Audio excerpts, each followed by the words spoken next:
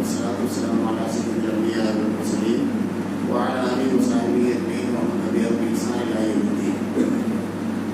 بسم الله الرحمن الرحيم. إنما الصدقات للفقراء والمساكين والعاملين عليها والمؤلفة قلوبهم وفي الرقاب والغارمين وفي سبيل الله وابن السبيل.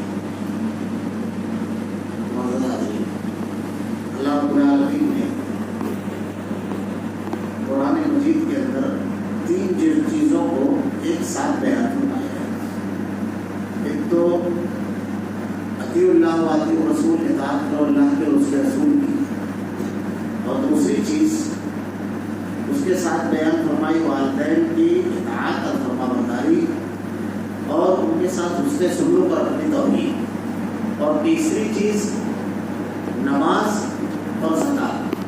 مولانا غلام آزاد رحمۃ اللہ علیہ ارشاد فرماتے ہیں کہ جیسے نماز کے بارے میں یہ ہے کہ اجتماعی باجماعت ادا کی جائے گی، تو اسی طریقے سے زکات کا بھی اجتماعی نظام ہونا چاہیے.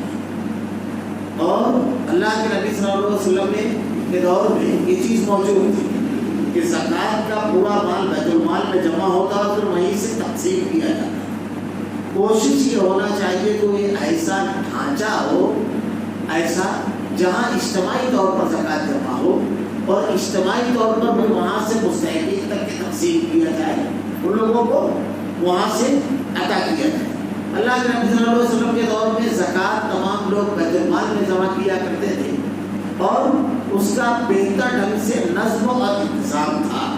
آج کے دور میں زکات کا معاملہ یہ ہے کہ آدمی جو لوگ بڑی احتیاط سے کرتے ہوتے ہیں، الگ مسئلہ ہے، ورنہ آدمی 100 200 1000 2000 اس طرح تقسیم کر دیتا ہے.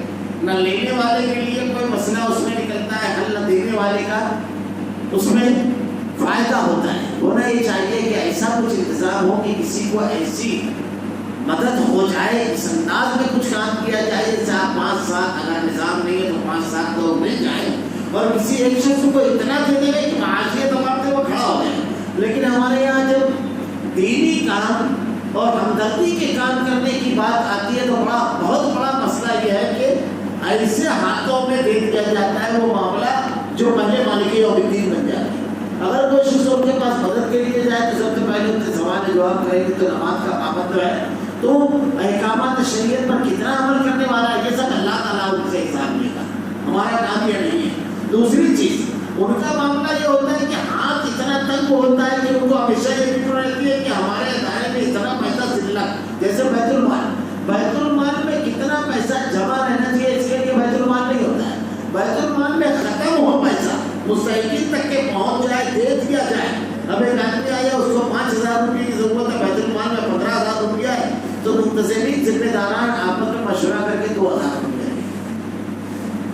پورا دے دیں تو پھر اگلا جب آئے گا تو اللہ رب العالمین اس کے لیے کسی کو بھیج دے گا. تو نظام جو ہے اس انداز کا ہونا چاہیے کہ ضرورت مندوں کی ضرورت کو پورا کیا جائے. اللہ رب العالمین نے پوری لسٹ بیان کر دی یہاں پر زکات کی. انما الصدقات للفقراء، فقیر، پھر مساکین، پھر عاملین جو لوگوں سے زکات جمع کرتے ہیں، پھر تالیف قلب والمؤلفۃ قلوبہم. تالیف قلب کیا ہے؟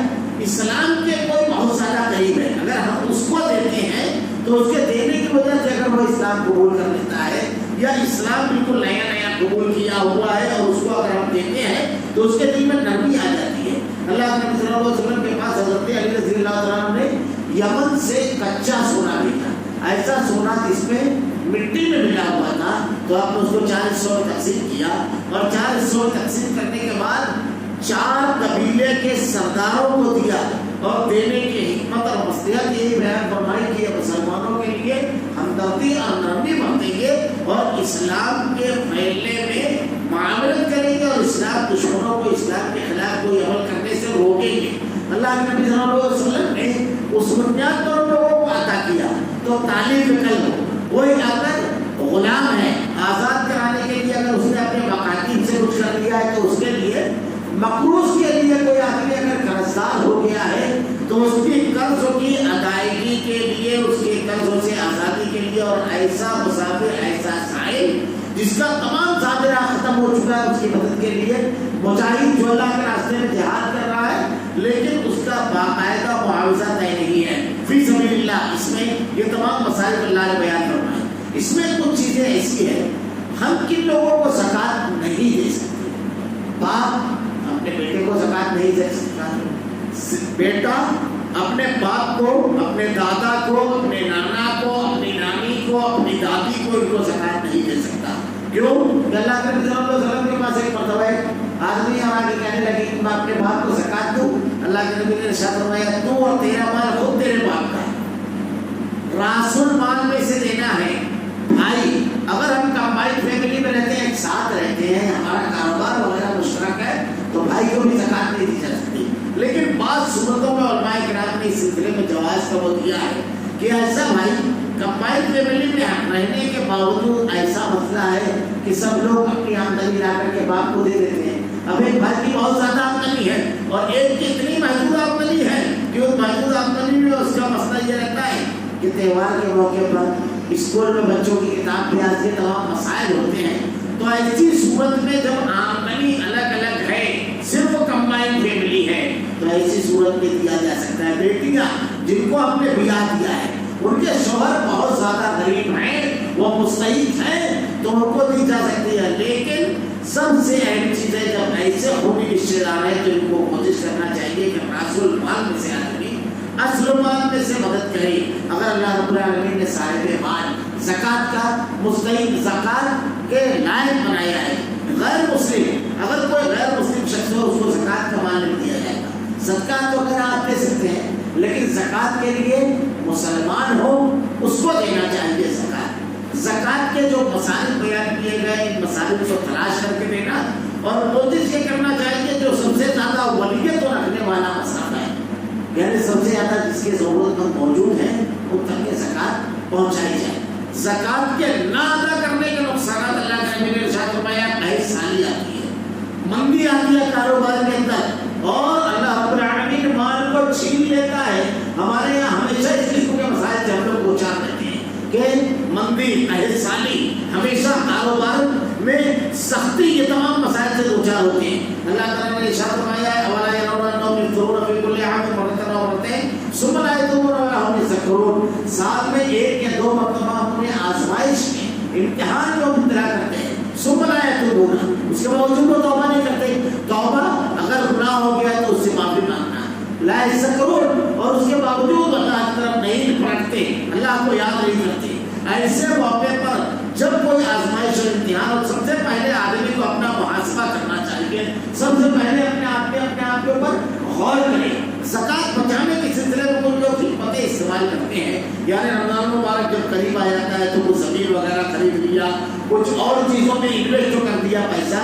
ہم نے کسی بھی چیز میں کاروبار کی غرض سے اگر پیسہ لگایا ہے تو اس پر زکوٰۃ کی ادائیگی کرنا ہے، یا ایسے وقت میں کچھ تعمیراتی کام وغیرہ چھوڑ دیا جائے، اللہ رب العالمین کے حق کو اگر ہم نے نہیں ادا کیا تو اللہ رب العالمین مال کو ختم کر دے گا، اور اگر حق کو ادا کیا تو اللہ تعالیٰ نے ارشاد فرمایا ہے کہ صدقے اور زکوٰۃ کی وجہ سے اللہ رب العالمین مسلسل مال کو بڑھاتا رہتا ہے۔ قرآن کے الفاظ تو زکوٰۃ کے سلسلے میں یہ ہے، مثلا الذین ينفقون أموالهم في سبيل الله كمثل حبة أنبتت سبع سنابل في كل سنبلة مئة حبة، 700 گنا تک کہ اللہ رب العالمین بڑھا دیتا ہے۔ ایک روایت کے الفاظ ہیں کہ اللہ کے نبی نے ارشاد فرمایا اگر تم یہ چاہتے ہو کہ اللہ رب العالمین تمہاری مال اور تمہاری عمر میں برکت دے تو صلہ رحمی کرو اور لوگوں کے ساتھ خیر خواہی کرو۔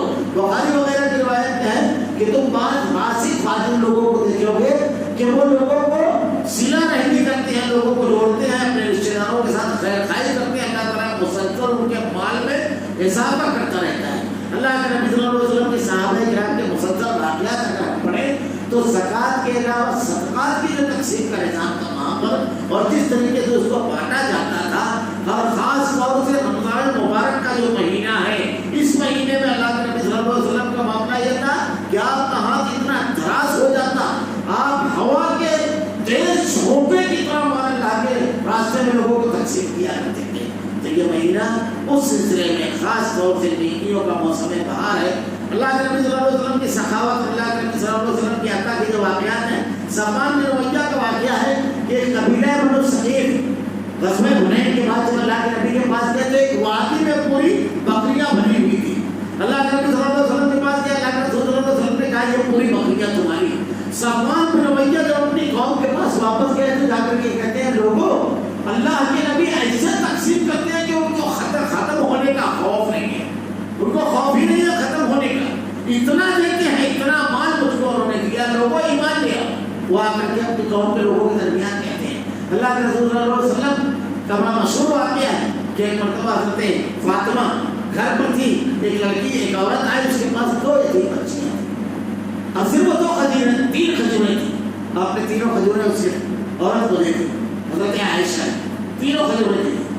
دونوں بچیاں بھوکی تھی, دونوں کو اس نے ایک کھجور دی. دونوں بچیوں نے ایک کھجور کھائی.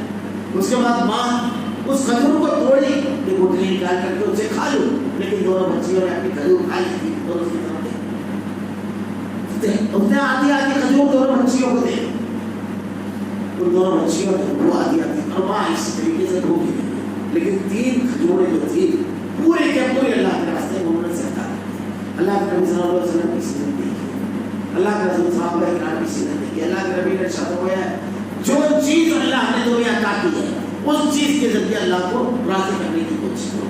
اگر اللہ رب العالمین نے مال دیا ہے تو مال کے ذریعے صدقہ و خیرات کر کے اللہ کو راضی کرنے کی کوشش کریں. ایک بڑی اہم چیز جو ہے کہ میں ضروری سمجھتا ہوں, زکوٰۃ یا صدقہ.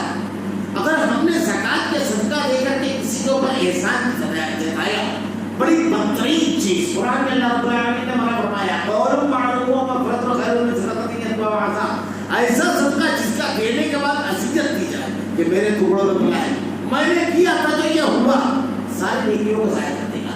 شیطان ایک بات یاد رکھیے, نیکی سے اگر نہیں روک پاتا, اللہ رب العالمین کا رحم ہوتا ہے, آدمی کے اوپر نیکی کا جذبہ ہوتا ہے, تعلیم ہوتا ہے, جذبہ نیکی کر جاتا ہے, پھر شیطان کوشش کرتا ہے اس نیکی کو ضائع کر رہا ہے تو کسی مجلس میں بھروا لے جاتا ہے کہ میں نے کیا, میں اس کو کھلاتا تھا, میں کھا کے اس کے ٹائم پہ کھڑا ہوا. یہ تمام چیزوں سے اللہ سے دعا کرنا کہ اللہ ہم کو بچائے رکھے.